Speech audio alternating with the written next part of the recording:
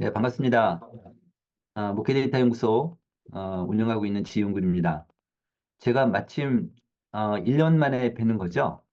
저기 어, 제가 1년 반 좀 넘었는데 한인교회 조사를 처음으로 해서 그때 이제 1년 전에 같이 그 데이터를 좀 나누고 또 한국교회 상황 좀 말씀드렸는데 이번에 또 공교롭게도 두 번째 한인교회 조사를 했어요. 그래서 이번에는 시카고 쪽 분들하고, 그다음에 뉴욕하고, 그다음에 LA 쪽에 있는 한인교회 교인들 대상으로 했었는데, 그 데이터를 좀 오늘 좀 나누고요. 제가 사실은 한 열흘 전쯤에 미국에 있었어요. 이 데이터를 발표하러. 원래는 이렇게 줌으로 좀 발표하려고 했는데, 현지에서 좀 와서 좀 발표해달라 이렇게 해가지고요. 그래서 제가 뉴욕 갔다가 시카고 갔다가 LA 가서 이렇게 발표했는데 만약에 오늘 이 시점만 좀 맞았으면 제가 현장에 가서 같이 여러분들 같이 얼굴 보면서 했으면 좋았을 텐데 이런 생각이 좀 드네요. 네. 일단 제가 그럼 그 화면 열고 좀 전에 목사님 말씀 들어보니까 오늘 그 PPT 파일이 다 일단 그 보내드렸다고 했는데 일단 보신 분들 계시겠지만 제가 오늘은 저한테 주어진 시간이 1시간 남짓이라서 어, 보내드린 그 PPT 파일보다는 좀 많이 줄였어요. 그래서 1시간 남짓해서 이렇게 오늘 이렇게 잠시만요. 네, 그 말씀드리도록 하겠습니다.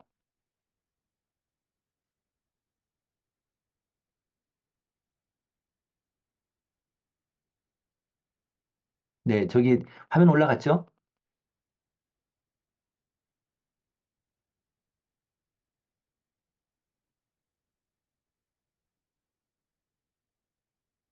네, 일단 먼저 좀 이번에는 그 한인교회 교인들하고 그다음에 EM 사역자들 같이 조사했습니다. EM 사역자 조사한 이유는 그래도 EM 사역자가 좀 약간 객관적으로 한인교회를 볼 수 있지 않을까. 특히 이번 조사의 주요 목적 중에 하나가 한인교회 교인들이 그 지금 이민교회의 미래를 어떻게 볼 건지, 그다음에 EM 사역자들이 지금 그 한인교회를 어떻게 바라보고 있는지 그런 거에 대해서 좀 우리가 그 미래를 대응하자 그런 차원에서 좀 이렇게 어, 그래서 이제 교인들 조사뿐 아니라 EM 사역자도 같이 조사했습니다.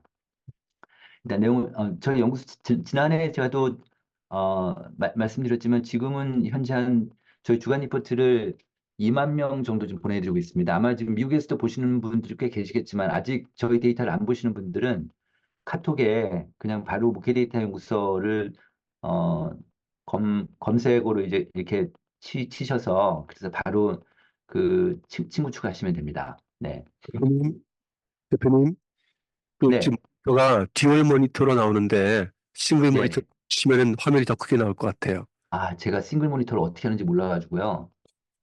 음, 네, 그냥 PPT로 쓰셔도 괜찮습니다. 네네, 네, 그냥 그렇게 하겠습니다. 그러면. 네, 네, 네. 이렇게 되겠죠? 네, 그게 더 나은 것 네네, 같습니다. 네네, 네, 좋습니다. 네, 네네. 저희 연구소에서 2023 책이 나왔고, 이번에 2024 책이 나왔는데, 그래서 지금 이게 뭐 한국의 기독교 책 중에 제일 많이 팔리는 책이 됐어요. 그래서 이것 때문에 저희 연구소가 많이 알려지게 됐습니다. 먼저, 미주 한인교회 교인 조사 결과부터 먼저 말씀드리겠습니다. 이 조사는 LA 쪽하고 뉴저지하고 그다음에 시카고에서 그래서 총 1,169명 정도가 응답을 했습니다. 네, 그다음에 이거는 지금 누가 의뢰를 했냐면요. CTS 아메리카하고요. 미카라고 LA 쪽에 큰 교회 목회자들 모임인데 그 미카라는 그 모임하고 그다음에 이것도 LA 쪽에 있는데 AEU 미성대학교 이렇게 세 군데에서 같이 펀딩을 해서 이렇게 이번 조사가 이루어졌습니다. 네. 자, 그럼 이제 먼저 미주 한인교회 교인들 예배 생활부터 좀 보겠습니다. 지난주 예배를 어떻게 들었는지 해서 지금 제가 이거를 그 미주 교인들하고요. 미주 교인들 한국교회 출석자들하고 비교를 해본 거예요. 아무래도 이제 미주 교인들만 하게 되면은 그렇구나 했는데 이제 한국 교회하고 비교를 해보면 그러면 그럼 어디가 높고 낮은가에 따라서 그럼 우리가 어떻게 했구나 이렇게 좀 생각하실 수가 있어서 그래서 비교 데이터를 좀 넣었고요. 그리고 또 하나는 비교를 하기 위해서 약간의 그 가중치를 줬는데요.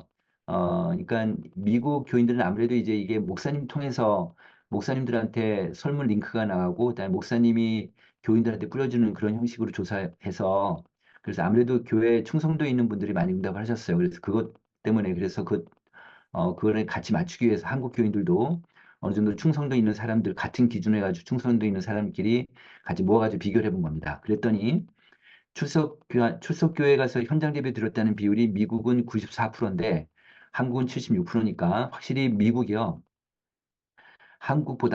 한국보다는 그 현장 예배에 대한 의존도가 높습니다. 그러니까 우리는 그래도 좀, 두 번째 보시면 온라인 예배 드린 비율이 한 10% 되고 다른 게 온라인 예배까지 하면 12%, 13%쯤 되잖아요. 근데 미국은 그렇지 않죠. 그러니까, 미국은 아무래도 지금 온라인 예배보다는 현장 예배 중심으로 가고 있다. 이렇게 좀 볼 수 있고요.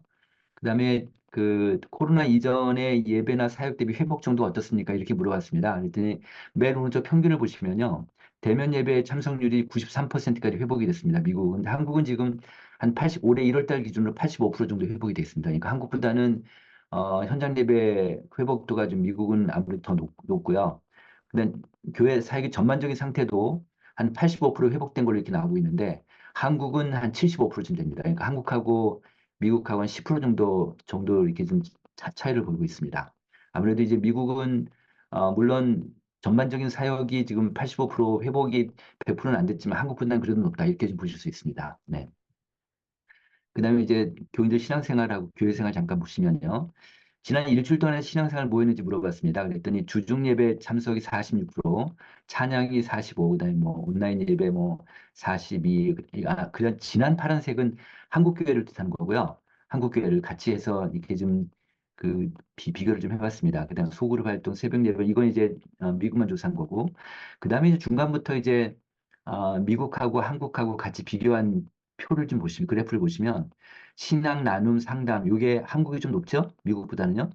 그다음에 두 번째는 성경 공부 제자료는 비슷하고 그다음에 기독교 방송 본 비율도 미국이 24인데 한국은 30%까지 넘고 그다음에 큐티 나누는 것도 미국은 23이고 한국은 27이고 기독교 모임 참석하는 것도 미국은 17% 정도 되고 한국은 27% 되니까 그다음에 또 하나 있습니다. 여기 보시면 가정 예배가 한국이 한 20% 되고요. 미국이 13% 됩니다. 확실히 지금 가정 예배 같은 경우에도 좀 한국이 더 높은데 이런 걸 보면 미국이 한국 교인들보다는 신앙생활이 좀 활발하지 못하는 게 아닌가 이런 느낌이 들었습니다. 그러니까 한국이 이런 걸 보면 한국이 기본적인 신앙생활을 미국 교인들보다는 좀 못하다는, 좀 약간 그 활발하다는 생각이 들었고요.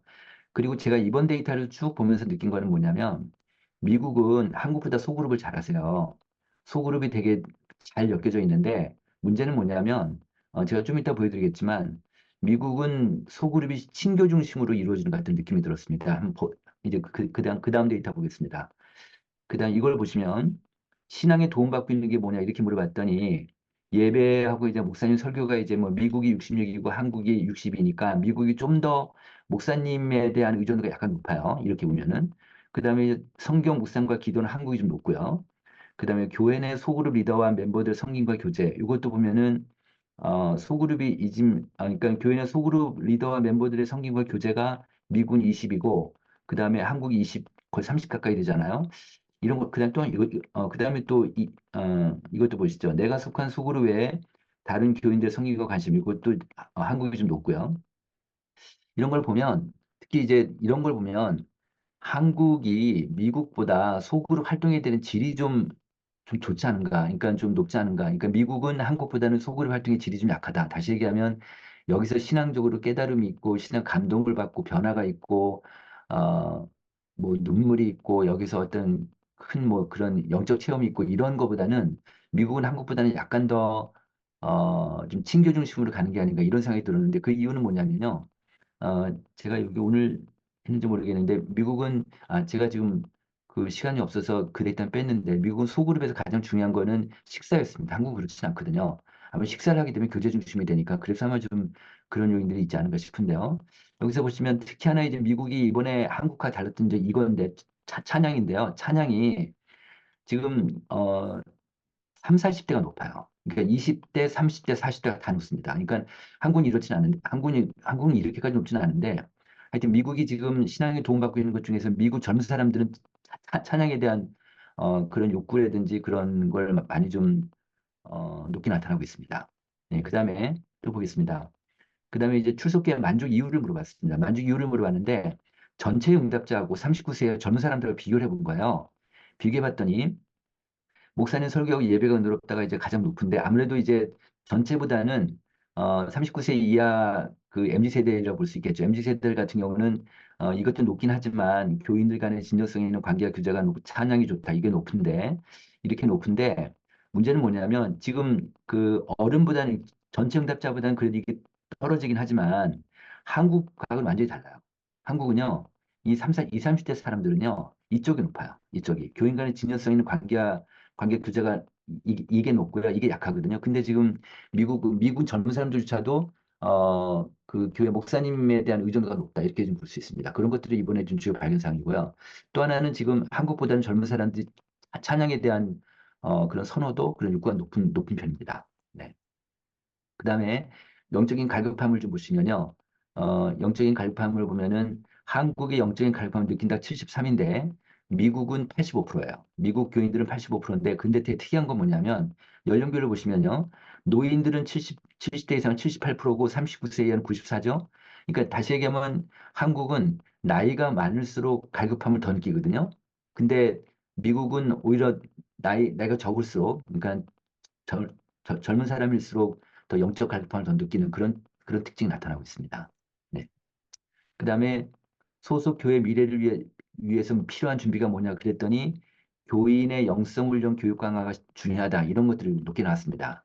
그다음에 전도 활성화를 해야 된다 이런 것도 높게 나왔는데 이건 이제 왜 이런 이유가 나왔는지 한번 제가 좀 이따 다시 그 말씀을 드리고 어쨌든 지금 교회 미래를 위해서는 뭐가 준비해야 되느냐 그랬더니 영성 훈련을 가장 높게 얘기했어요. 이게 되게 특이합니다. 한국은 그렇진 않은데 교인의 영성 훈련 교육이 중요하다라고 이제 이야기를 한 거예요. 자, 보겠습니다.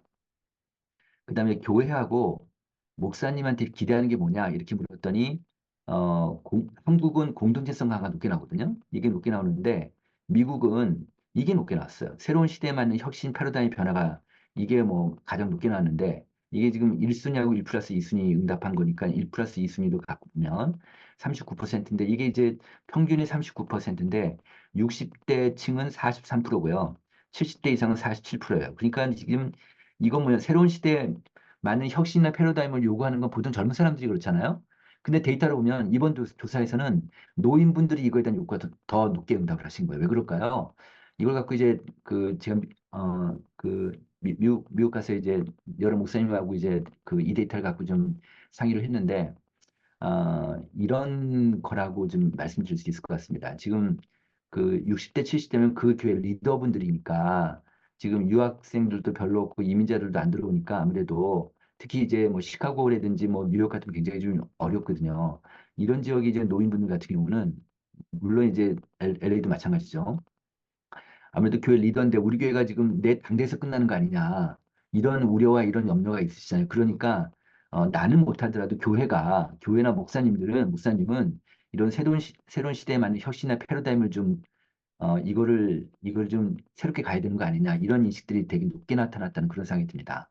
그다음에 이제 특히 가장 침체되어 있는 시카고 같은 경우는 이렇게 가장 지금 그 시카고 교인들은 46% 제일 그 높게 응답되고 있습니다. 자, 그다음에 그 고령교인 잠깐 말씀드리겠습니다. 고령교인 신앙에 이건 지금 65세 이상 고령교인들 대상으로 조사한 거고요. 미민교회하고 한국교인들 같이 그 비교를 해봤더니 고령교인들 신앙에 가장 영향을 준 요인이 무엇입니까? 그러니까 본인의 이제 신앙에 가장 영향을 준 요인이 무엇입니까? 물었더니 출석기의 목사님이에요. 이게 그런데 지금 저희 한국도요. 각 연령대별로 보면 신앙에 영향을 주는 요인이 보통 40대까지는요. 40대까지는 자기 가족이나 미디어거든요. 그런데 이제 50대 넘어가면서 목사님으로 이제 확 기울어져요. 그래서 50대, 60대, 70대들은 이제 목사님 의존도가 높아지는데, 근데 지금 미국 교인들은 한국 교인보다는 훨씬 더 목사님에 대한 의존도가 높죠. 그렇게 되고요. 그리고 물론 이제 목사님에 대한 노인분들도 이제 목사님에 대한 이게 높은데, 그런데 지금 한국 같은 경우는 배우자 높고 뭐 이렇게 돼 있죠. 이렇게 돼 있는데, 자, 그다음 또 보겠습니다. 또 하나는 이 노인분들이 교회 바라는 뭡니까 물어봤습니다. 이번에 물어봤더니 같은 나이대 교인들과의 교제나 소그룹 활동을 하고 싶은 게 제일 높죠. 두 번째는 미국 노인들은 이거 거의 뭐 50대 40분. 두 번째로 목사님의 관심과 연락이 필요하다.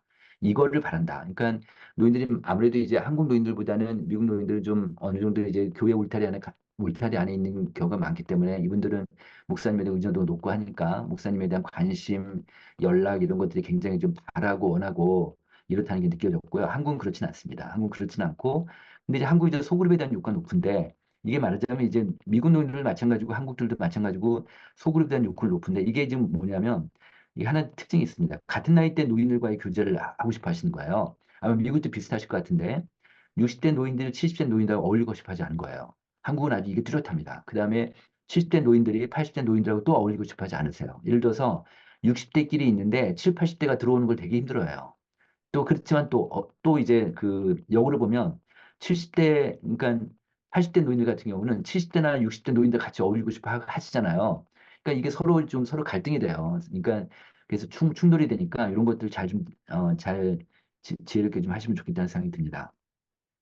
자, 그다음에 또 하나 보시면 이제 70대 이상 이제 은퇴교인들 보니까 한국은 다 주요 교단들이 70세면 다 은퇴라는데 이민교는 그렇진 않더라고요. 보니까 은퇴 안 하고 그냥 하시는 교회가 꽤 많은 걸로 제가 이번에 봤는데 근데 어쨌든 70세 이상 이제 그 노인 은퇴교인들의 역할을 보니까 이거 볼게요. 나는 교회에서 은퇴했더라도 여전히 교회 정책에 참여하고 싶다. 정책 결정에 참여하고 싶다. 이게 지금 한국 노인들은 39%인데 미국은 52%예요. 근데 뉴욕이 제일 높아요. 뉴욕이. 이게 제일 높은데. 그러니까 이건 뭘까요? 아, 이거는 참 목사님들이 되게 부담되실 것 같습니다. 아무래도 그 그러니까 은퇴했음에도 불구하고 계속 교회 정책 결정에 그 관여하시려고 하면 아무래도 목사님들이 부담이 되실 텐데 어쨌든 이렇게 미국 노인들은 한국 노인들과 달리 그러니까 좀 더 많이 그러니까 아무래도 이제 교회 밖에 활동을 잘 안 하시니까 교회 안에서 그런 굉장히 중요해지니까 삶 자체가 교회니까 그래서 이렇게 좀 높은 게 아닌가라는 생각이 들었고요. 나는 아직 교회에서 일을 할 만큼 신체적 정신적 능력이 된다가 68%, 한국은 40%인데 나는 건강이 하락하는 한 교회에서 주어진 사역을 적극적으로 하고 싶다가 70, 한국은 50이고요. 완전히 차이 나죠? 그래서 이 70대 이상 은퇴교인들 한국보다는 훨씬 액티브 시니어다. 교회 안에서의 활동이 굉장히 활동력이 강하다. 이렇게 좀 볼 수 있습니다. 자, 그다음에 이제 죽음에 대한 강의를 물어봤습니다. 이게 지금 왜 이번에 이 설문을 넣냐? 한국에서 이게 되게 좀 이슈예요. 그래서 이걸 넣었는데 한국 교인들은 노인들은 64%가 죽음에 대한 교육을 받고 싶어 해요. 근데 미국은 78%가 더 받고 싶어 한다. 이렇게 나오고 있습니다. 제가 이제 여기서 좀 하나 말씀드리고 싶은 거는 한국 노인들이 그 죽음에 대한 준비를 잘 못합니다. 그러니까 노인 실태 조사 그런 보고서를 보면 보통 뭐 수의나 뭐 영정사진 이런 건 준비를 하는데 상속을 잘 준비를 못 하세요. 그래서 지금 상속 준비가 20%도 안 되거든요. 그러다 보니까 상속 소송 건수가 계속 높아지는데 한국에 지금 상속 소송가 4만 건이 넘는데요. 근데 이 상속 소송 건수 중에서 그 내용을 보면 1억, 한국 돈으로 1억 미만인, 1억 이하인 소송 건수가 85%가 좀 넘어요. 그 정도로 큰 돈도 아니고 하고 자식끼리 싸우거든요. 그리고 또 하나는 지금 우리나라 한국교회 같으면 3, 40대가 헌금을 잘 못하고 있어요. 너무 가난해가지고. 그러니까 지금 노인들이 지금 헌금을 해야 되는데 노인들은 연금밖에 안 받고 있고. 그러니까 노인들은 지금 헌금할 그 여력이 많이 없는데 결국 갖고 있는 재산이라는 부동산밖에 없고요. 이런 상태에서 이제 그 유상기부 운동을 좀 해야 되는데 죽음에 대한 교육을 시키시면서 유상기부도 같이 그러니까 한국들은 개인기부를 잘 많이 안 하니까 그래서 노인 교육을 시켜서 그러니까 죽음에 대한 교육을 시키면서 유상기부 운동도 같이 하실 수 있도록 그렇게 좀 하시면 어떻겠나. 그래서 한번 이 설문 넣어봤습니다. 어쨌든 중요한 건 한국보다는 미국 한인 교인들이 죽음에 대한 교육을 더 받고 싶어 한다. 이런 거고요. 자, 그다음에 이제 이번 조사에서 가장 중요한 목표 중에 하나 있는데요. 미주 한인교의 미래를 좀 보겠습니다. 어, 미래를 좀 보면 그 미래를 위해 교회가 준비해야 될 부분이 뭐냐 이렇게 물었더니 교인들이 EM과 KM 사이의 활발한 교류하고 연합이 가장 중요하다고 대답을 한 거예요. 이게 뭐냐면 이걸 이 데이터를 좀 고집어 본다면 EM하고 손을 잡지 않으면 KM 갖고는 어렵겠구나 이런 생각이 드는 거죠. 그러니까 그래서 어떻게 보면 제 느낌에는 제가 이런 말을 가서 이번에 미국 그 한인교 목사님께 말씀드렸더니 목사님들이 다 그 고개를 끄덕이시던데, 그러니까 저는 EM이 없고 K만 있는 교회들은 결국 한계가 있지 않을까 이런 생각이 좀 듭니다. 그래서 EM을 어쨌든 같이 갈 수 있는, 같이 손잡고 갈 수 있는 것도 좀 생각하셔야 될 것 같은데 이거 볼게요. 교인들한테 물었습니다. 앞으로 귀하가 다니는 교회의 교인 수는 어떨 것 같습니까? 물어봤어요. 그랬더니 우리 교회는 지금보다 증가할 것 같다가 58%, 그리고 비슷할 것 같다 25%, 감소할 것 같다 10%니까 우리 교회는 증가할 것 같아. 우리 교회는 괜찮을 것 같아가 58% 제일 높아요. 그다음에 이제 노인들은 더 높고 이렇게 되고 있어요. 이렇게 되고 있고요. 자, 그다음에 이번에는 우리 교회 말고 앞으로 한인교회가 10년의 미래가 어떻게 될 거냐 물어봤어요. 그랬더니 쇠퇴할 거라는 비율이 54%, 성장할 거라는 비율이 20% 나온 거예요. 그러니까 교인들이 양가감정이 있는 거예요. 우리 교회는 잘 될 것 같고요. 한인교회 전체적으로는 안 될 것 같고요. 이런 양가감정이 있는 거예요.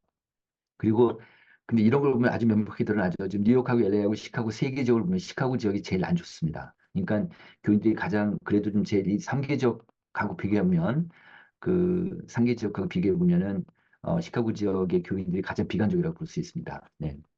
자, 그다음에 이걸 좀 보겠습니다. 근데 제가 이제 여기서 좀 하나 말씀드리고 싶은 거는 제가 이제 목사님께 말씀 들어보니까 이번에는 미국에 지금 이런 세계적인 다들 좀 쇠퇴하고 좀 어렵긴 하지만 달라스라든지 아틀란타 같은 경우는 한인들이 더 좀 더 는다고 들었습니다. 그런 경우 특히 아틀란타 같은 경우는 교회만 문을 열면은 교인들이 온다 뭐 이런 얘기까지 하시더라고요. 그러니까 그런 데는 좀 약간 분위기가 다르겠지만 어쨌든 이렇게 좀 쇠퇴하는 지역들은 그러니까 좀 어려운 지역들은 이런 인식을 갖고 있는 거죠. 자, 그다음에 이제 한인교회가 쇠퇴할 것이라고 예측한 이유는 무엇입니까? 이렇게 물어봤어요. 그러니까 지금 앞에서 지금 요 사람들 쇠퇴할 거라고 생각하는 사람들 이유를 물어봤더니 제가 생각했던 이유하고 좀 틀렸어요. 이게 저는 이번 조사에서 저한테는 가장 특이한 데이터였는데요. 볼게요. 이민자나 유학생이 감소해서가 25%고요. 교회가 시대 변화 흐름을 따라가지 못해서가 21%고 이민교회 교인의 신앙 약화가 19%고 세속화가 18% 이렇게 나왔단 말이에요. 저는요, 이 설문을 만들 때 이민자나 유학생 감소가 거의 7, 80%라고 봤어요. 그렇게 높을 거라고 봤거든요. 그러니까 지금 이민자가 안 들어오고 유학생이 안 들어오니까 쇠퇴할 거야. 그런데 실제 교인들은 이거하고 이거랑 큰 차이는 안 나죠. 이게 가장 높긴 하지만 우리가 우리가 잘 못해서가 아니냐. 우리 교회가 시대 변화 흐름을 잘 따라가지 못하고 젊은 사람 잘 놓치고 이런 것 때문에 그런 거 아니냐. 그다음에 우리가 신앙이 약해져서 전도 잘 못하고 이런 거 아니냐.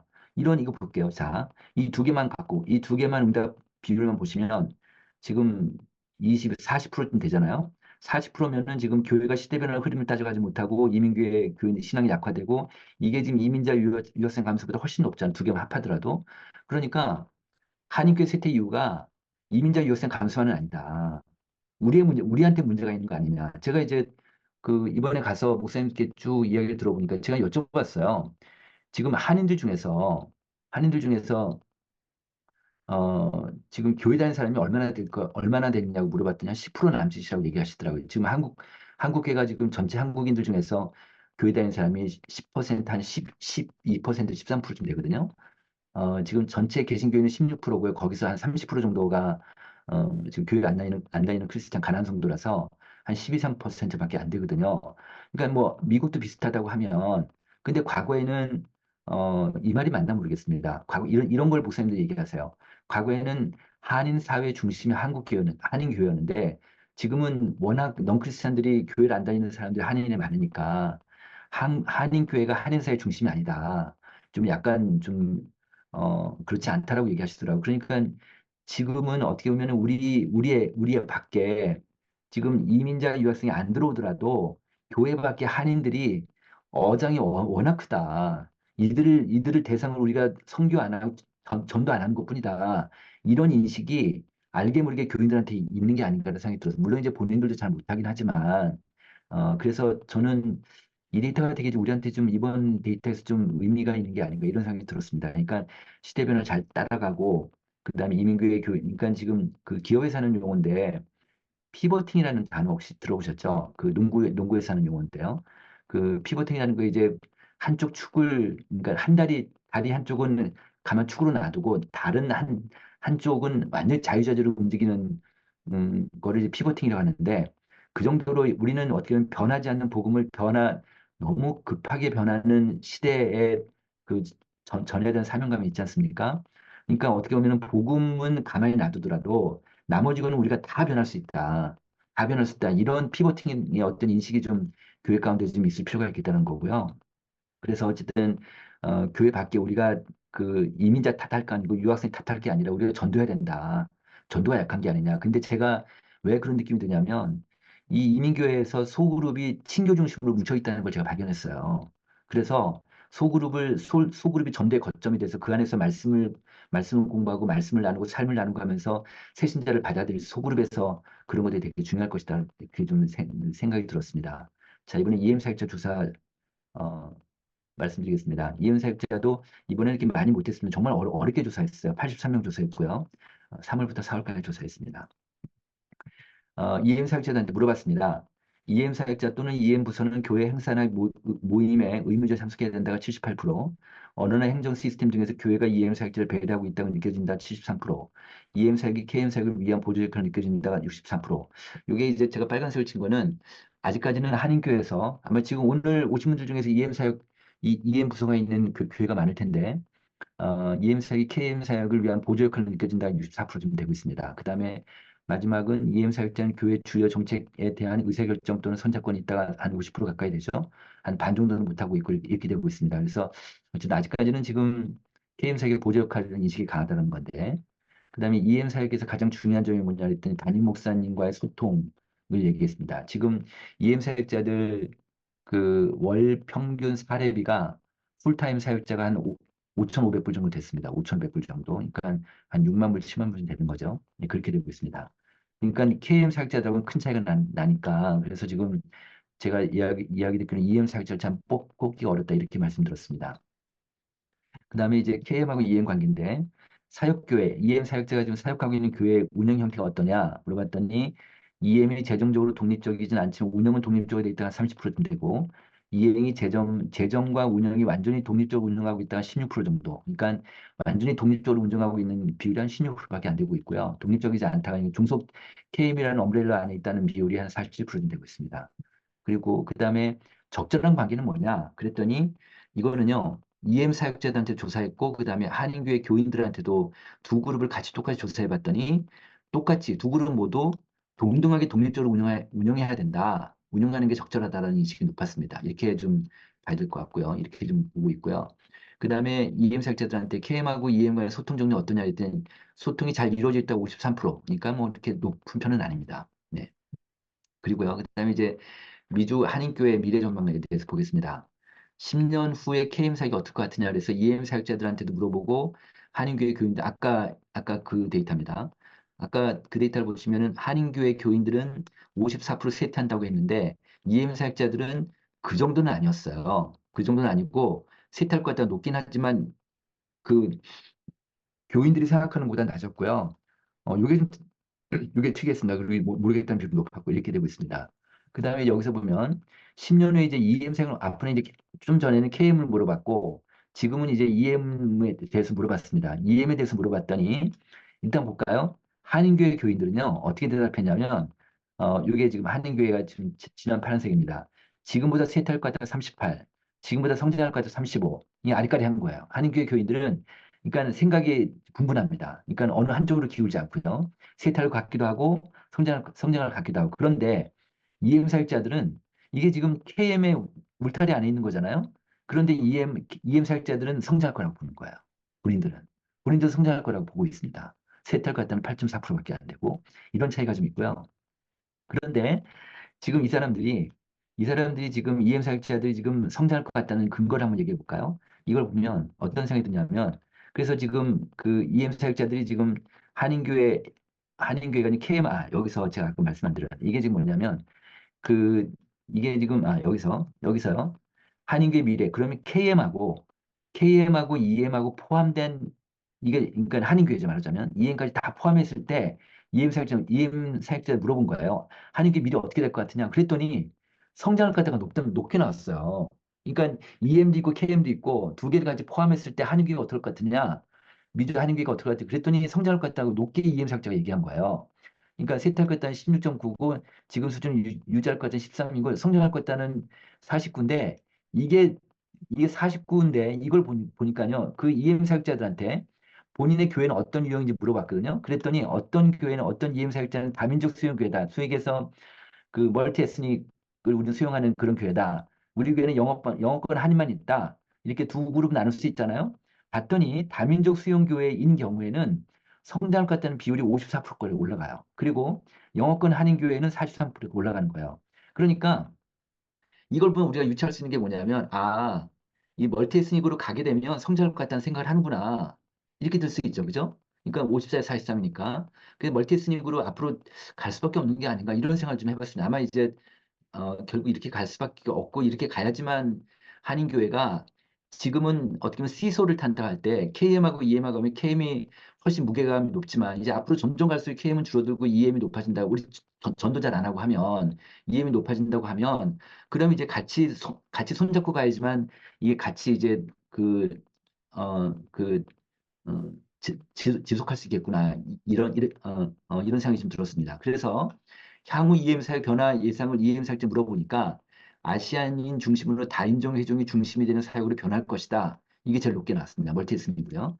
그다음에 이제 다인종 회종에 대한 한인교회 방향성이 어떠냐 물어봤더니 한인교회 미래를 위해서는 다인종 회종을 품고 가야 된다. 이런 비율이 EM 사역자들 높았고 한인교회 교인들 높게 나왔습니다. 그러니까 결국 여러 인종들을 이 멀티에스닉을 우리가 잘 품고 갈 수밖에 없겠다 이런 인식들을 좀 갖고 있는 거죠. 그러니까 제 생각은요. 만약 멀티에스닉을 간다 그러면 지금부터 지금 오늘 오신 목사님 교회들 중에서 뭐 100명인 교회도 있고 50명인 교회도 있고 30명인 교회도 있으실 거 아니에요. 교회 규모와 상관없이 이쪽을 어느 정도 그 미래 방향으로 보고 잘 준비해서 가시는 게 결국은 영속할 수 있지 않은가 이런 생각이 좀 들었습니다. 네. 자, 그다음에 이제 앞으로 조금 제가 이제 한국계 상황을 토대로 해서 이제 한국계 전략적 대안을 좀 마련해 갔는데 작년에도 제가 지금 한국계 상황을 좀 말씀드렸는데 오늘은 좀 몇 가지 중심으로 해서 좀 작년보다 어떻게 된 걸로 해서 말씀드리도록 하겠습니다. 네, 보면 어, 제가 보겠습니다. 이게 물고기 모양 같은데요. 종교인하고 무종교인 비율입니다. 만 19세 이상 성인 남녀고요. 종교인이 지금 빨간색인데 2012년도까지는 종교인이 많았고 그러다가 2017년도에는 무종교인이 역전돼서 무종교인이 많아졌어요. 2015년도 인구 센서스 조사도 무종교인이 어, 그 52%, 53% 됐었는데 2017년도에 이제 53% 됐었고 그래서 이건 이제 만 19세 이상입니다. 그러니까 무종견이 많고 그다음에 23년 작년에는 저희가 10월 달에 우리나라 성인 남녀 5천 명을 대상 조사했어요. 그랬더니 무종교인이 63%가 나왔어요. 그다음에 종교인이 30%니까 이 종교인만 보면 일단 먼저 이걸 한번 볼게요. 이 지금 파란색 이 무종교인이 지금 이게 지금 5년 텀인데 우상향으로 올라가는 속도를 한번 보세요. 굉장히 빠르죠? 그러니까 지금 한국은요, 좀 가파른 속도로 탈중계 현상이 일어나고 있습니다. 이게 지금 얼마까지, 어떻게까지 올라갈지 모르겠지만, 하여튼 지금 한 10년 사이에는 굉장히 많이 올라가고 있다. 이렇게 지금 보실 수 있고요. 그 다음에 이제 종교인인데, 종교인을 지금 연령대별로 보니까 20대는 15%밖에 안 돼요. 그 다음에 30대는 19% 되고, 70대 이상도 한 64%. 과거에는 뭐 7, 80%가 되는데 좀 많이 줄어들긴 했습니다. 어쨌든 20대, 30대가 20%가 안 된다 볼 수 있고요. 자, 이번에는 이제 종교별로 보면은, 어, 지금, 이게 지금 한목협이라고 한국 기독교 분석 리포트에서 나온 데이터, 저희 한 겁니다. 제가 이제 그동안 쭉 조사한 건데요. 여기 보시면은 이게 지금 불교입니다. 불교. 2004년까지는 불교가 앞서다가 2012년도에는 개신교하고 불교랑 붙었어요. 그죠? 22.5하고 22.1이라고. 그다음에 이렇게 그래서 같이 둘이 붙어서 같이 내려오다가 2023년도에는 불교가 뚝 떨어져요. 불교가. 그게 지금 개신교가 16.6이고 그다음에 개신교 물론 이제 16.6엔 2단까지 포함되어 있습니다. 2단까지 포함되어 있고요. 어, 2단이 지금 그 전체 교회 출석자 중에 한 8%쯤 되니까 한 1.2% 정도 되니까 한 1.2 안에서 2단 빼면 한 15%쯤 됩니다. 이렇게 되고 있고요. 여기서 보시면 이제 불교 얘기를 잠깐 어, 그 불교 얘기를 좀 말씀을 드리면 불교가 지금 12.4로 뚝 떨어졌잖아요. 이러다 보니까 지금 20대 청년 중에서 불교 인구가 지금 한 지금 4%밖에 안 돼요. 그다음에 30대 청년 중에서도 불교 인구가 지금 4%밖에 안 되고요. 이러다 보니까 이제 앞으로 다음 세대 가면 불교는 아마 사찰밖에 안 남을 가능성도 있습니다. 그 정도로 지금 불교가 좀 어려운데 얼마 전에 중앙일보에서 한 그 보도가 하나 됐는데 그 우리는 이제 신대원을 나와서 목사 안수 받은 목사가 되는 것처럼 불교는 승가대학을 나와서 승려가 되잖아요. 그 승려가 되는데 승려가 지난 10년 사이에 70%가 줄어들었대요. 그 정도로 지금 불교가 좀 어려운데 지금 근데 또 하나 여기서 보시면 지금 개신교가지만 지금 10년 사이에 22에서 16이니까 6%포인트가 줄어들었잖아요. 여기 보시면은 근데 도대체 그럼 어떤 사람들이 줄어들었을까? 이렇게 개신교인이 지금 한 6%포인트나 지금 이렇게 하락이 됐는데 이걸 한번 볼게요.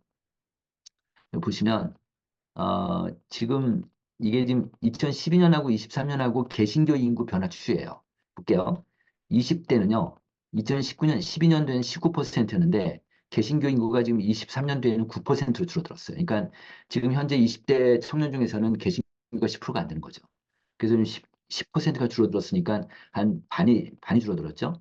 그 다음에 30대만 하더라도 2012년도에는 21이고 2013년, 24년도에는 11이니까 10%가 줄어들었으니까 또 절반이 또 줄어들었어요. 그 다음에 40대가요. 40대가 2012년도에 26이고 2023년도에 14니까 이것도 한 12 정도 또 절반이 줄었죠. 우리가 보통 교회를 이탈하는 사람들, 교회를 이탈하는 사람들 보면 우리가 20, 30대 젊은 사람들이라고 그러는데 데이터를 보면은요, 이 40대까지도 많이 줄고 있습니다. 지금 40대가 왜 이렇게 줄냐면 몇 가지 요인이 있는데 40대 장로가 지금 한국에 거의 없어요. 장로들이 아마 이민계도 비슷할 것 같은데 지금 다 고령화 되다 보니까 장로님 되려면 한 50대가 돼야 되는 거예요. 그러다 보니까 이 장로가 이제 50대 리더십 그룹에 딱 들어가는 순간에 어깨에 힘이 들어가고 그 완전치 않은 것좀 되다 보니까 교회 문화가 좀 수직적이고 권위주의적 문화가 되다 보니까 이 3, 40대가요. 어디 갈 데가 없어요. 3, 40대가. 3, 40대가 특히 이제 10대, 20대는 디지털 네이티브들이라서 날 때부터 핸드폰을 갖고 태어난 친구들이라서 또 잘 어울리지도 못하고. 그러니까 이 3, 40대가요. 위로도 못 가고 아래도 못 가고 섬처럼 갇혀 있어요. 한국 교회가. 그러니까 아마 지금 이문계도 비슷할 것 같은데 이 3, 40대, 그래서 이 3, 40대를 별도로 빼내서 소그룹을 하는 경우가 많이 있습니다. 그래서 이제 그렇게 좀 하는 경우가 많이 있는데, 그러면은 어쨌든 3, 40대를 불러 모아가지고 자기네끼리 소그룹을 하게 하면 그러면은 굉장히 활성화가 돼요. 그러면서 이제 외부에서 많은 사람들이 유입이 되고 그런 현상들이 많이 한국에서 보이고 있는데, 어쨌든 여기서 중요한 거는 40대도 지금 교회 이탈률이 많다. 그래서 이거를 좀 교회가 대응해야 된다. 이, 이, 어, 이렇게 말씀드릴 수 있겠습니다. 지금 제가 작년에도 말씀드렸나 모르겠는데 그 예상되는 위기는 현실화되지 않는다 이런 말이 있어요. 예상되는 위기는 현실화되지 않는다. 그러니까 이런 어떻게 보면 한국계 정말 위기인데 그 위기를 미리 알 수만 있으면은 그러면 그 해당되는 사회적 주체들이 미리 대응하기 때문에 그 예상대로 안 간다는 거예요. 그러니까 제발 이런 데이터를 통해서 한국계가 이렇게 좀 안 가기를 원하는 거죠. 네, 그렇게 잘 대응했으면 좋겠습니다. 자, 이번엔 청소년들 잠깐 말씀드리면 이건 이제 좀 전에 말씀드린 데이터고요. 청소년들은 이제 중고생들 제가 조사를 해봤어요. 한 900명을 조사했더니 개신교 믿는 비율이 13%예요. 그런데 어른은 16%잖아요. 이건 무슨 뜻일까요? 부모는 교회 다니는데 애들이 교회 안 다니는 집들이 있다는 거예요. 그죠? 그럴 거 아니에요? 그러니까 지금 애들 신앙이 좀 안 좋은데 지금 전체적으로 코로나 이후에 지금 신앙 하락 정도를 보면 성인하고 대학생들하고 청년들하고 그다음에 중고생들 10대 청소년들 비교해 보면요. 나, 나이가 줄어들수록 아래로 내려갈수록 신앙 수준이 더 떨어져요. 이렇게 되고 있거든요. 그래서 지금 이런 현상이 나타나는데 이거 볼까요? 맨 아래 보시면 무종교인 같은 경우는 성인이 지금 63%인데 아이들은 72%쯤 됩니다. 그러니까 애들이 그만큼 더 지금 종교를 좀 안 믿고 있고 개신교 비율도 줄고 이렇게 하고 있습니다. 네. 또 볼까요? 그다음에 가난 성도 지금 교회 안 다니는 크리스찬들 보면 성인이 27%입니다. 27%. 근데 10년 전에 몇 프로였냐면 10%였어요. 10%. 그러니까 가난 성도가 지금 한 10년 사이에 지금 두 배가 넘게 올랐잖아요. 10에서 27로 올랐어요. 그러면 다른 변수 다 통제하고 그냥 이 기울기만 갖고 본데 앞으로 10년 뒤 어떻게 될까요? 10년 뒤 이 추세로 가면 40%가 넘어갑니다.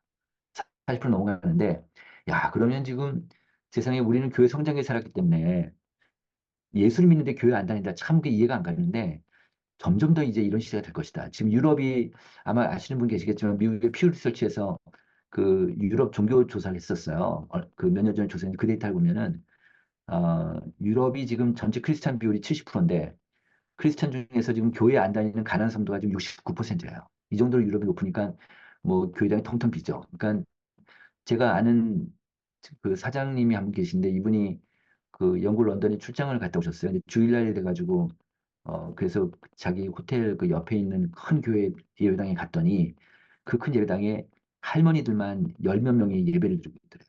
그걸 보면 제가 깜짝 놀랐다고 하는데 아마 이제 한국도 이제 그런 시대가 될 수도 있겠다라는 생각이 드는데 여기 볼게요. 그 이유가 뭐냐면 이겁니다. 오른쪽 그래프입니다. 중고생들이 가난한 성도 36%, 어른보다 높죠? 어른보다 거의 한 10% 높은데 근데 이들 중에서 중학생이 31%, 고등학생이 46%예요. 고등학생 올라갈수록 얘는 학원도 다니고 뭐 공부도 해야 되니까 예수님 믿지만 교회를 안 다니는 친구들이 46%나 되는데 그러니까 그러면 이 친구들 두 명 중에 한 명 가까이가 지금 교회를 안 다니는 애들인데 얘네들 대학 간다고 교회를 다닐까요? 쉽지 않아요.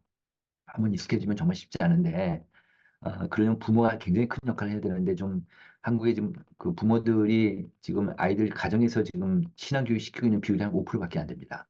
그러니까 지금 아이들 중고생들 초중고 교회학교 학생들 중에서 아이는 집에서 가정 예배 드리는 비율도 거의 없고요.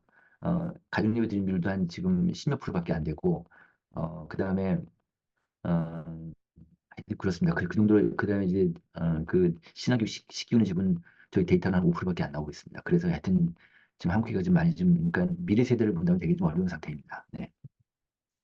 그다음 그 변화를 좀 보겠습니다. 아까 그 이야기했지만 아까 그 미국 교회는 이민 교회는 거의 한 그 성인 예배가 주일 현장 예배가 93%까지 회복이 됐지만 한국은 한 85, 67 그러니까 작년 1월 달 이후로는 회복이 잘 안 되고 있고요. 그러니까 한 15%, 13% 정도는 지금 아예 지금 교회를 이탈한 상태에서 다시 시작한다. 이렇게 볼 수 있고, 교회학교는 한 81% 정도 회복이 되어 있습니다. 그 다음에 이건 뭐냐면, 이거에서 100% 이상 회복된 교회들이 있을 거 아니에요? 그러니까 코로나 전하고 지금하고 비교해 볼 때 4년 전인데 부흥한 교회들이 있을 거 아니에요? 그 부흥한 교회들을 보니까 15% 정도는 성장을 했어요. 그러니까 모든 교회가 다 마이너스는 아니고 모든 교회가 다 그 하락한 건 아니고 그래도 15% 정도 교회가 성장을 했고 회복하지 못한 교회가 54%, 얼추 회복한 교회가 31% 됩니다. 그런데 이 15% 되는 이런 교회가 궁금하잖아요. 도대체 어떤 교회가 다들 어려운데 어떤 교회가 성장했을까를 보니까 이거는 그 이민교회도 좀 같이 팁이 될 수 있을 텐데 이거 볼게요. 일단 교인 수가 많은 교회들 500명 이상 큰 교회들이 아무래도 회복률이 좀 빨라요. 그러니까 큰 교회들일수록 그 부흥한 교회들이 오히려 더 성장 교회들이 많은데 그런데 중요한 건 이겁니다. 중요한 건 소그룹 운영 수준인데 소그룹이 잘 되고 있는 교회하고 잘 되지 않는 교회가 있을 거 아니에요? 소그룹이 잘 되는 교회가 높아요. 소그룹이 잘 되는 교회가 이게 코로나 이전 대비로 해서 그, 그 성장하는 교회 높은 거예요. 이게 저희가 이제 보면은 그 코로나 이후 추적 조사 해보면요. 교회를 이루는 여러 가지 변수들이 있잖아요.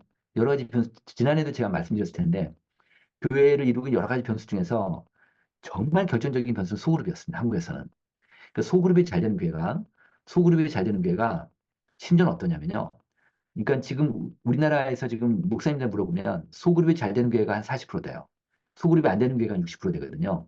그러니까 소그룹이라는 건 신앙적인, 그러니까 신교 중심이 아니고 신앙 성장을 위한 소그룹이에요. 그러니까 그 개념 차이가 있습니다. 그러니까 친교 중심으로 가는 게 아니라 교제 중심으로 가는 게 아니라 여기서 내가 삶을 나누고 그리고 내 신앙적으로 성장을 할 수 있는 그런 소그룹이에요. 그렇게 그런 교회가 잘 되는 교회가 한 40% 되고 안 되는 교회가 60%인데 그리고 실제로 소그룹에 정기적으로 참석하는 사람이 30% 정도밖에 안 됩니다. 그러니까 70%는 그렇지 않은 거죠. 근데 어쨌든 소그룹이 잘 되는 교회가 있을 거 아니에요? 그 교회는요, 그 교회 교인들이 어떤 ý識을 갖고 있냐면 예배 때 하나님의 임재를 느껴요. 예배에 감동이 있어요. 그런 것들이 소그룹이 안 되는 교회랑 큰 차이가 나는 거예요. 그러니까 소그룹이요, 그 지금 뭐예요? 그러니까 교회를 이루고 있는 그 교회를 이루고 있는 여러 가지 요인들이 있잖아요. 그러니까 몇 가지 중요한 요인들이 뭐 예배도 있고, 그다음에 구제도 있고, 그 다음에 선교 전도, 그 다음에 뭐 교육, 그 다음에 신교 이렇게 있다고 하면 이게요, 소그룹이 잘 되는 교회가 이 다섯 가지 영역이 다 높아요. 소그룹이 안 되는 교회는 이 다섯 가지 영역이 떨어지는 거예요. 그러니까 보통 보면 목사님들한테 저희가 물어봐요. 목사님은 아마 이민규 목사님도 비슷하실 텐데, 목사님은 다음에 다섯 가지 영역 중에서 가장 중점을 두는 목회 중점을 두는 게 무엇입니까? 물으면은 한국 교회는 70%가 예배라고 말씀하세요. 두 번째가 한 20% 정도가 교육이라고 하시거든요. 그런데요, 앞으로 근데 예배를 중시로 하는 목사님이지만 그렇지만 소그룹이 잘 돼야 예배가 잘 된다는 거죠. 말하자면. 그러니까 선행 변수가 있는데 예배가 잘 되려면 선행 변수는 소그룹이다. 소그룹 베이스로 해서 주중에 잘 모이고 근데 이민교회는 이제 아무래도 지역별로 많이 분산되어 있으니까 주일날 많이 모이시는 걸로 알고 있습니다. 어쨌든 주일날 하든 간에 이런 소그룹이 잘 돼야 그래야 예배가 은혜가 있고 예배 중심을 갈 수 있겠다는 얘기고요. 또 하나 제가 하나 말씀드리고 싶은 거는 뭐냐면 이 예배가 그러니까 이제 목사님들한테 물어본 거예요. 목사님 교회는 앞으로 교인수가 늘 것 같습니까? 줄어들 것 같습니까? 이렇게 물어볼 수 있잖아요. 그래서 우리 교회는 교인수가 늘 것 같대. 나는 교회를 분석해 보면요. 대체로 어떤 목사님이냐면 예배를 중심으로 하는 목사님보다는 교육을 중심으로 하는 목사님일수록 더 높아요. 그게 압도적으로 높아요. 그게 왜 그러냐면 한국교회 목회자들한테 물어보면요. 목사님 교회는 성인 교육을 잘 시키시는 편입니까? 성인 교육이 충분한 편입니까? 미흡한 편입니까? 물어봤어요. 그랬더니요. 우리 교회는 성인 교육이 충분해. 라고 대답한 비율이 몇 프로 될까요? 20%가 안 돼요. 20%밖에 안 됩니다. 그러니까 대부분의 교회가 한국 교회가 대부분의 교회 성인 교육을 잘 못 시키고 있어요. 이게 다음 세대 말고 어린 교육 잘 못 시키고 아마 이민교회도 비슷할지 모르겠습니다. 그러니까 이런 어떤 그 소그룹 하나의 교육이라고 본다면 이 소그룹을 정말 잘 시스테마틱하게 잘 가서 이에서 신규도 중요하지만 여기서 삶을 나누고 여기서 전도가 되고 새 신자가 소그룹으로 들어오게 되고 여기서 활성화가 되고 여기서 깨달음이 있고 눈물이 있고 기도가 있고 말씀이 있고 이렇게 된다면 그러면 그 교회는 반드시 그 강한 교회가 되지 않겠냐 이렇게 좀 볼 수 있습니다. 네.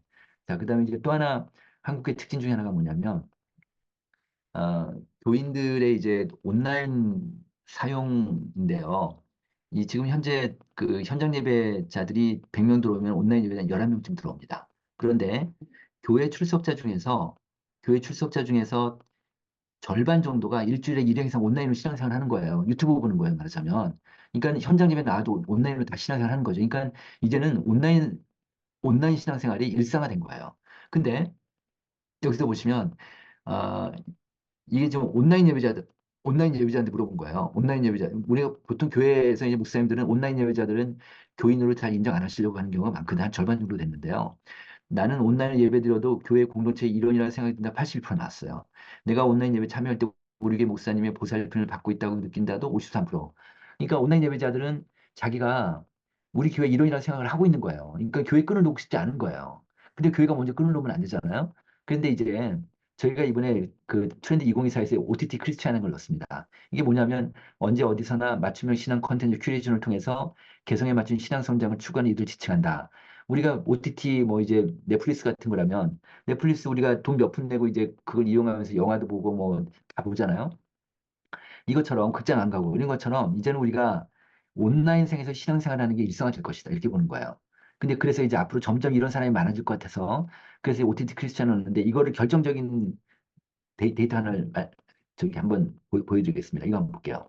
2012년하고 23년 10년 사이 조사한 건데 교인들한테 물어봤어요. 귀하는 신앙 성장에 도움받는 게 무엇입니까? 물어봤어요. 그랬더니 출석계 예배 설교가 64%였는데 이게 28로 뚝 떨어진 거예요.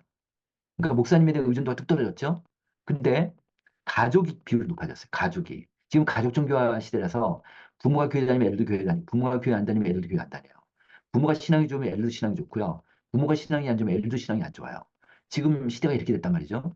지금 저희가 교회학교 조사를 해보면 아이들 중에서 양 부모가 교회 안 다니는 애들은 10%밖에 안 돼요. 90%가 다 교회를 다녀요. 그러다 보니까 가족에서 영향력이 크니까 인터랙션을 하니까 그래서 가족에 대한 신앙 그 영향도 높아지니까 가족으로부터 신앙성에 도움받는다는 거예요. 또 하나는 뭐냐면 미디어예요, 미디어. 이래서 10% 올랐어요. 아, 이렇게 많이 몰랐어요. 자, 그러면 이 미디어가 그러니까 어떻게 보면 이제 이게 유튜브일 텐데 저희가 목사님께 물어봤습니다. 목사님은 설교 준비하시는데 성경책 말고 가장 많이 보는 게 무엇입니까? 물어봤어요. 10년 전에 뭘까요? 10년 전에는요, 주석서였어요. 지금은 뭘까요? 주석서가 아니에요. 목사님들 주석서 아마 아실 거예요. 주석서 아니고 뭘까요? 10년, 지금은요, 구글 검색어예요. 구글 검색어. 이렇게 다 바뀌어버렸어요. 그러니까 지금 이제 이게 말하자면, 근데 제가 이번에 조사를 해보니까 이번에 이민교회 조사하고 한국교회 조사해보니까 제 느낌에, 목사님 동의하실지 모르겠지만, 한국교회하고 이민교회하고 한인교회하고 한 10에서 15년 차이 나는 것 같아요. 그러니까 한국교회가 좀 더 앞서가는 것 같거든요. 느낌에는 앞서가는 것 같아요.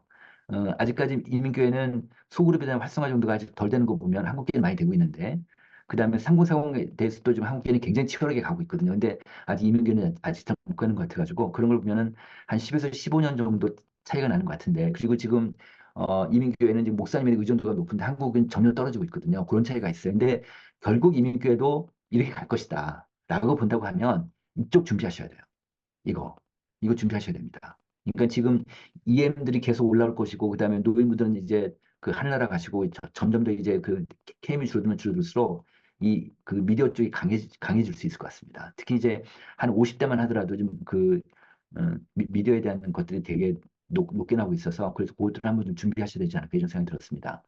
그다음에 이제 요거는 코로나 이전 대비 사육 회복도인데, 아까 제가 말씀드린 대로 지금 이민교회는 85%까지 회복이 되는데, 요건 지금 저희 1월 달 데이터인데, 지금 뭐 소그룹, 성경 공부, 전도 선교, 지역사회 구제봉사, 새신자 등록이 거의 한 75%좀 되죠. 그러니까 80%가 안 되잖아요. 그 정도 지금 이민교회하고는 차이가 있다. 새신자는 가장 잘 안 되고 있다, 이렇게 좀 볼 수 있습니다. 그다음에 이제 이거 뭐냐면, 이제 신앙 아마 이민교회도 비슷하긴 할 것 같은데요. 어떻게 물었냐면, 귀하는 성도들한테 물은 거예요. 귀하는 코로나 전하고 지금하고 신앙생활이 어떻습니까? 신앙 수준이 어떻습니까? 그래서 내 신앙이 약해진 것 같아. 난 깊어진 것 같아. 그랬더니 신앙이 약해진 것 같다는 비율이 30%쯤 되고요. 신앙이 깊어진 것 같다는 게 16% 되니까 훨씬 높죠. 약해진 것 같다는 사람이 높아요. 그러니까 이게 이런 게 있어요. 이게 사역이 안 되니까, 사역을 회복하지 못했으니까 그 신앙이 약해질 수도 있고, 신앙이 약해지니까 사역을 더 하고 싶어도 안 되는. 그러니까 어쨌든 목사님들 입장에서는 한국 교인들은 특징이 뭐냐면, 이 교회에서의 사역 액티비티가 떨어지면 신앙이 약해질 수밖에 없습니다. 왜냐하면 한국 교인들은 일터 신앙이 없어요. 근데 가정 신앙도 없거든요. 진짜 약하거든요. 그러다 보니까 교회에서의 신앙밖에 없기 때문에, 교회에서의 액티비티가 많으면 자기 신앙이 오른다고 생각해요. 교회에서 액티비티가 떨어지면 자기 신앙이 떨어진다고 생각하거든요. 신앙이 떨어지게 되면 헌금도 안 내고 덜 낼 것이고, 그다음에 교회 생활도 덜 할 거니까, 어쨌든 목사님하고 내 교회 리더분들이 어떤 의지적으로 이 사역 이거 액티비티를 올리는 게 되게 중요하겠다는 그런 말씀드리고 싶고요. 그다음에 이제 한국계 상황인데, 이건 통합교단, 예전 통합교단 데이터입니다. 지금 2010년도에 이 교단이 8,100개였고 2022년도에는 9,400개였는데, 그래서 16% 늘었어요. 그런데 30명 이하 교회는 86%가 늘었고요. 그 다음에 30에서 50명까지는 21%가 늘었어요. 그 다음에 50명 이상은요, 모조리 마이너스 났어요. 모조리. 지난 10년 사이에. 12년 사이에. 그러니까 지금 3,000명 이상 교회도 34%가 줄었어요. 한국 교회가. 아마 이민교회도 비슷할 것 같은데, 어쨌든 한국 교회는 지금 이렇기 때문에 이건 양극화가 아니죠. 양극화는 여기는 늘어나고 여기는 늘어나는 게 양극화인데, 이거는 양극화가 아니라 그냥 하향 편중화예요. 밑으로만 빠지고 있다. 이번에 조사해 보니까 저희가 목사님들한테 5년 이내 위기가 도래할 것 같다는 비율이 한 13% 되고요. 50명 이하 교회는 한 20%가 좀 넘습니다. 그 정도로 되고 있고요. 그래서 지금 이렇게 좀 약간 그러니까 좀 어쨌든 하향 편중화로 지금 계속 지금 소형기로 몰리고 있다는 거고요. 이거 볼까요? 2010년도에는 50명 이하 교회가 39%쯤 되고요. 2022년도에는 55%까지 올랐습니다. 지금은 이제 그 50명 이상 교회가 50명 이하 교회가 전체 교회 중에 절반이 넘는 그런 상황입니다.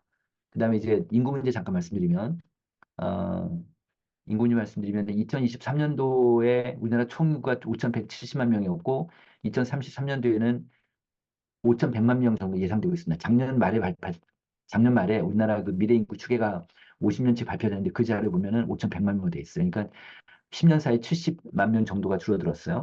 70만 명 정도가 줄어드는 걸 예상됐는데 한 1.3%.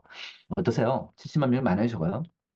굉장히 완만하게 주는 겁니다. 10년 사이에. 그러니까 지금 우리나라 인구가 이제 2020년부터 줄고 있는데, 서울에 한 송파구 정도 하나 주는 건데요.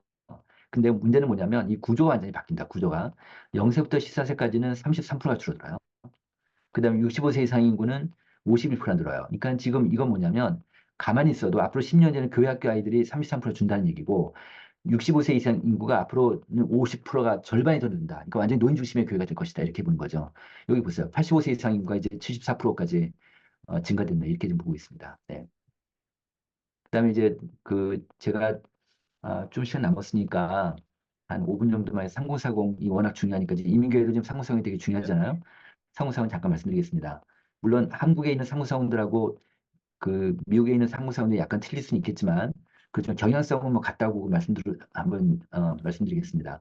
지금 교회가 지금 그 허리가 상공사고 이제 그게 좀 약하다, 한국교회가. 지금 무슨 얘기냐면 코로나 이후에 계속 조사를 해보니까, 추적 조사해보니까 30대, 40대가 점점 더 없어지는 게 막 눈으로 보이는 거예요. 그래서 지금 이게 좀 중요하다 싶어서 상호세원 크리스찬 조사를 해봤더니 이들은 직장 생활도 심한, 직장 스트레스 심하고 가사나 육아로 몸과 마음이 지친다. 그러니까 요즘 젊은 사람들은 그 저희 때만 해도 안 그랬는데 저는 제가 예를 들어서 제가 아들이 하나인데 우리 아들 어릴 때 어, 그 명절 때 저희 부모님 댁에 가면 제가 아이를 안고 있으면 저희 어머니가 뭐라고 그러셨어요? 그 남자가 애 안는 거 아니라고 이랬단 말이에요.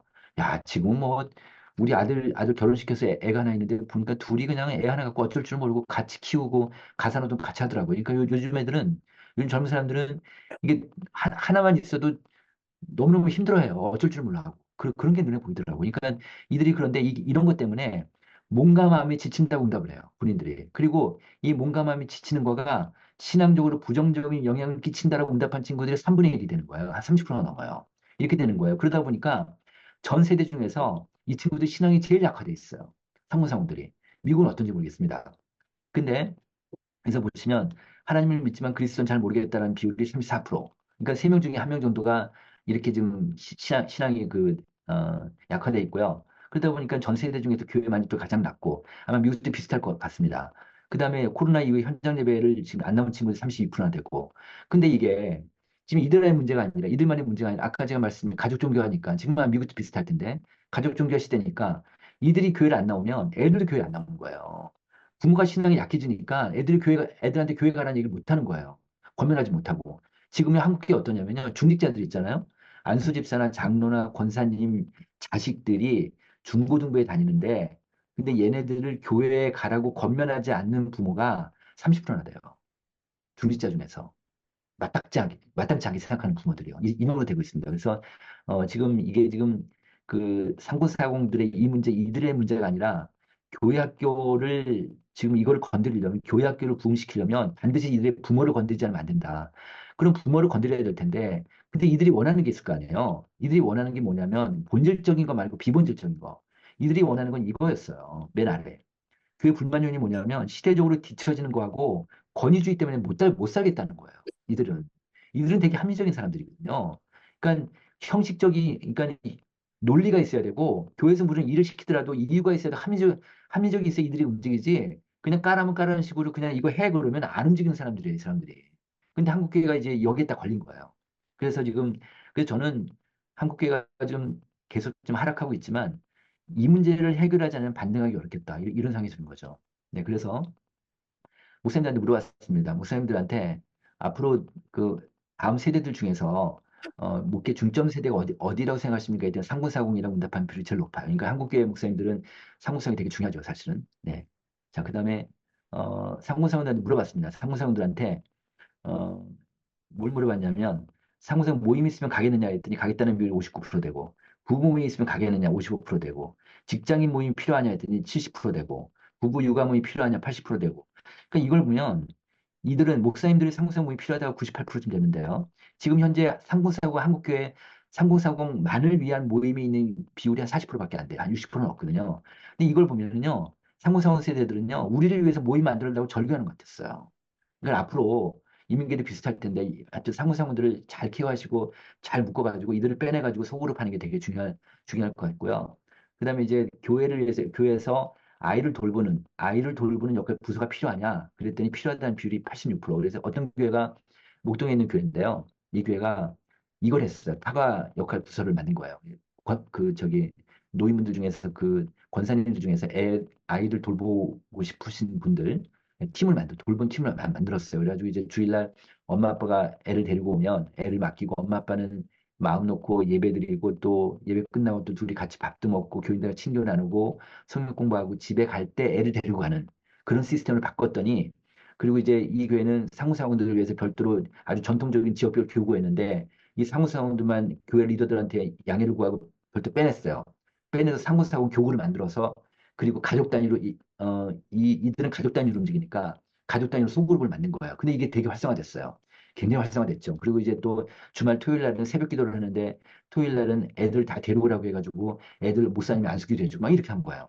이렇게 하고 막 그다음 상봉사원들 가족 단위로 모이니까 그 가족 단위로 야외도 보내고 애들 공연도 보게 하고 교회 안마다는 바비큐 파티를 했더니 막 이렇게 교인들이 그러니까 상봉사원들이 많이 몰려드는 거예요. 말하자면 참 이런 게 있어요. 예를 들면 뭐라 그럴까요? 그 참 그 어, 종교라는 게 그, 어, 참 신기한 게 뭐냐면, 그, 교인들한테 그 전도하라고 전도 훈련을 가르치지 않더라도 전도 훈련을 가르치지 않는 우리 교회가 마음에 들면 주변 사람한테 우리 교회를 소개하게 돼 있어요. 그렇지 않아요? 그죠? 그러니까 자기 주변 사람들한테 소개하게 돼 있으니까 특히 상고사원들이 지금 한국 교회 어떤 상황이냐면 상공사공들이 잘하는 교회들은요. 상공사공들이 몰려들어요. 상공사공들이 안 되는 교회들 있잖아요. 안 되는 교회 상공사공들이 빠져나가요. 이런 현상이 있어요. 그러니까 뺏기는 거죠, 말하자면. 그러니까 이렇게 소문을 내다 보니까 이게 목동이 아까 제가 그 교회는 그렇게 소문이 나서 막 사람들이 몰려드니까 어떤 이 교회가 지금 교인이 한 2천 명 되는데 그 중에 1,200명이 상무사공 이런 교회도 있어요. 이렇게 하면 상무사원들이 많이 몰려드는 교회 학교들이 바글바글하죠, 뭐. 그러니까 이 교회는 되게 좀 그 미래지향적 교회이라고 볼 수 있죠. 자, 이제 그 마무리하겠습니다. 그 교회 수축 시대다. 지금 이제 한국 같으면 인구가 줄고 있고, 그다음에 경제 성장률도 줄고 있고, 미국 경기는 한국에서 듣기로는 나쁘지 않다고 들었는데 한국 좀 어렵죠. 그게 수축 시대다. 그래서 이런 수축 시대는 그 양극화도 심해지고, 그다음에 부채도 많아지고 이렇게 되니까 이럴 때는 팽창 시대의 전략이 따로 있고 수축 시대의 전략이 따로 있다. 수축 시대는 기본적으로 미래에 집중해야 된다. 이런 얘기를 하고 있어요. 그러니까 모든 의사결정은 미래 변화를 전제로 한다. 다시 얘기하면 이게 지금 뭐냐면은 이런 말씀일 수 있겠습니다. 예를 들면 이제 과거에는 그 목사님하고 소수의 몇 명만 아침부터 저녁까지 열심히 하면 새벽부터 저녁까지 열심히 일하는 교인들이 몰려들었는데 지금은 그런 시대가 아니다. 다시 얘기하면 일찍 일어난 새가 먹이를 많이, 과거에는 일찍 일어난 새가 먹이를 많이 먹는 시대였다면 지금은 멀리 보는 새가 독식한다. 이런 얘기를 하는 거예요. 그래서 미래 보는 게 되게 중요하고 또 하나는 이제 선택과 집중인데 두 번째 전략은 선택과 집중인데 제가 말씀 하나 갖고 왔습니다. 그 누가복음 말씀인데 그 예수님의 일행이 이제 마르다, 마리아, 나사로 사는 베다니 집에 그 예수님 일행이 방문했잖아요. 그때 이제 마르다는 언니니까 부엌에서 그 손님 준비하라고 일하고 있고 그 여동생인 마리아는 그 언니 돕지 않고 예수님 발밑에서 예수님 말씀 듣고 있으니까 일하다 말고 마르다가 열받아가지고 화가 나가지고 예수님한테 항의하잖아요. 예수님 쟤도 좀 내 옆에 와서 내가 힘드니까 나를 좀 도와주게 해주세요. 라니까 예수님 하신 말씀. 마르다야 마르다야 네가 많은 일을 염려하고 근심하나 저는 이 말씀을 보면서 한국교회 정말 소형교회들 많은 교회들 그 목사님들이 생각이 났어요. 목사님들 정말 많은 일을 염려하고 근심하고 너무 힘드신데 근데 몇 가지만 하든지 혹은 한 가지만 족하니라. 마리아는 이 좋은 편을 택했다. 이런 말씀 하신단 말이에요. 저는 이 몇 가지만 하든지 혹은 한 가지만이라든 이 말씀이 2000년 전에 예수님 하신 말씀이었지만 이걸 현대어로 번역하면 이게 선택과 집중이 아닌가. 선택과 집중이 아닌가. 그래서 지금 이 교회 사역도 선택과 집중이 되게 중요하겠다. 예를 들어서 그 소그룹 있고 그다음에 부모교육 교회 학교가 있고 뭐 미셔널 처치가 있고 뭐 청년 목회, 상고사역 목회 여러 가지가 있지만 이 중에서 예를 들어서 맨 아래 두 번째 노인 목회 예를 들면 그 미국 교회들 중에는 노인 전문 사역하는 교회들이 있다고 제가 들었습니다. 이번에 제가 뉴욕 가니까 뉴욕에 굉장히 큰 교회 중에 하나인데 그 교회는요 노인들이 몰려든대요. 그 한인교회인데 노인들이 계속 새신자로 들어오고 젊은 사람들은 상대적으로 빠져나간다는 거예요. 그럼 그런 교회는 노인 중심의 교회가 그 노인 중심의 노인 목회 중심으로 해서 그렇게 하면 좋겠다는 생각이 들었어요. 그래서 그 말씀 드렸는데 어쨌든 이렇게 어쨌든 이 어느 한 가지만 잡고 한 가지나 두 가지만 잡고 가는 게 되게 중요하겠다. 또 하나는 이제 그 한 가지나 두 가지가 교인들 가슴속에 있어야 되는데 예를 들면 사막 여행자가 사막을 가는데 그 나침반이 없을 때는 뭐를 보고 갔을까요? 그 뭐를 보고 갔을까? 이 북극성 보고 갔잖아요. 별을 보고 갔다고요. 그러니까 교인들 중에서 교인들이 어린아이부터 노인들까지 가슴에 새겨진 북극성이 우리 교회 하나 있습니다. 우리 교회는 소그룹이다. 우리 교회는 상무사고이다. 정말 이런 것들이 이런 가슴에 새길 수 있는 뭘 하나 가는 게 되게 중요하겠다. 아까 제가 얘기했던 목동의 그 교회는 상무성이 워낙 잘하니까 상무성들이 교회 예산을 투입했잖아요. 그러니까 노인들이 삐져졌을 거 아니에요. 노인들이 좀 섭섭하고 막 그러시잖아요. 이 목사님이 또 아이디어를 내신 거예요. 노인분들 어떻게 했었냐면 그 교회 노인분들을 65세 이상 노인분들을 다 리스트업 해가지고 이분들 생일날 있잖아요. 생일날 영상 편지를 이분이 쓰신 거예요. 영상 편지를 써가지고 부목사한테 해서 노트북 하나하고 선물하고 같이 해서 그 집을 방문하게 한 거예요.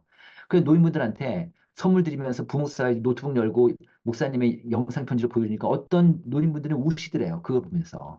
네, 그러니까 얼마든지 아이디어가 있고 하니까 어쨌든 우리 교회가 상무성이다 그러면 상무성을 전 교인이 가슴속에 새기만 어쨌든 그렇게 해서 이 북선을 갖고 있는 것이 되게 중요하겠다 이런 생각이 좀 들었습니다. 여기까지 강의를 마쳤고요. 네, 그리고 이제 그 질의응답 일단 시간 갖도록 하겠습니다. 네.